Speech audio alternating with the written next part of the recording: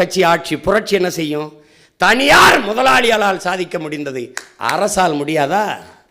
ஒரே விடுதியில் தங்கி படி, இல்லை என்றால் இந்த சான்றிதழ் எங்கே போய் படி, இவ்வளவுதானே. இவ்வளவுதானே. அப்ப மாறுதல் எங்கிருந்து வர வேண்டும்? மண்ணில் புரட்சி வருவதற்கு முன்பு மக்களின் மனத்தில் வர வேண்டும். அப்ப மக்களின் மனத்தில் புரட்சி வர வேண்டும். உங்கள் என் அன்பு பிள்ளைகளுக்கு சொல்வேன், நீங்கள் மண்ணை வெல்ல வேண்டும் என்றால் மக்களின் மனத்தை வெல்ல வேண்டும். இனத்தை ஆள வேண்டும் என்றால் நம் மக்களினுடைய இதயத்தை வெல்ல வேண்டும். அப்ப நம் கோட்பாடுகளை, நம் கொள்கைகளை இதயத்திற்கு நெருக்கமாக எடுத்து வையுங்கள். இன்சொல்லால் கடத்துங்கள். இனிய உளவாக இன்னாத ஊரல் கனி இருப்ப காய் கவர்ந்தற்றுங்கிறான் வள்ளுவ பெருமகனார்.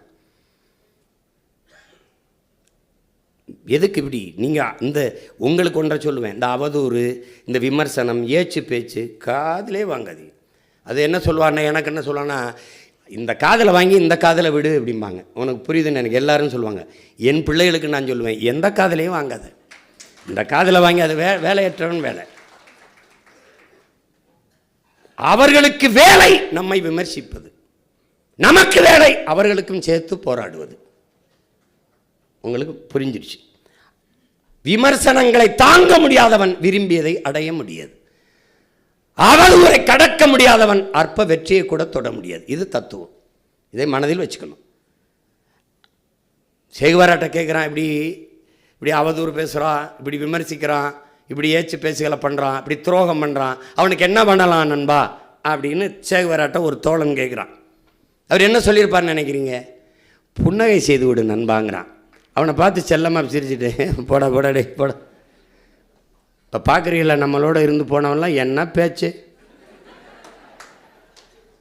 அப்போ என்ன பண்ணணும்? ரசிக்கணும். அப்படியா? நீங்களை பண்பட வேண்டும் என்றால் புண்படுங்கள், சுடர்பட வேண்டும் என்றால் சூடு தாங்குங்கள். இல்லைன்னா நீங்கள் சுடர்பட முடியாது. அவன் பாட்டு பேசிட்டு இருப்பான். ஆபிரகாம் லிங்கன் தன் மகனை பள்ளிக்கூடத்தில் சேர்த்து விட்டு ஆசிரியருக்கு 10 கடிதம் எழுதி 10 கோரிக்கைகளை என் பிள்ளைக்கு கற்றுக் கொடுங்கள்ங்கிறார். அதில் ஒன்றை சொல்கிறார், குற்றம் குறை கூறுபவர்களை புறந்தல்ல கற்றுக் கொடுங்கள் என் பிள்ளைக்குன்னு. அதை தான் உங்களுக்கு சொல்கிறேன். குற்றம் குறை கூறுபவனை புறந்தல்ங்க. போடா போடா டே போடா, அங்கிட்டு போடா போடா, குறந்தல்.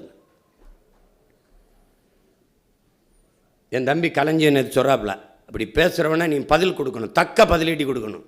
முடிஞ்சு அடுத்தடி எடுத்து வைக்க முடியாது. அவன் எதிர்பார்ப்பது உன் நேரத்தை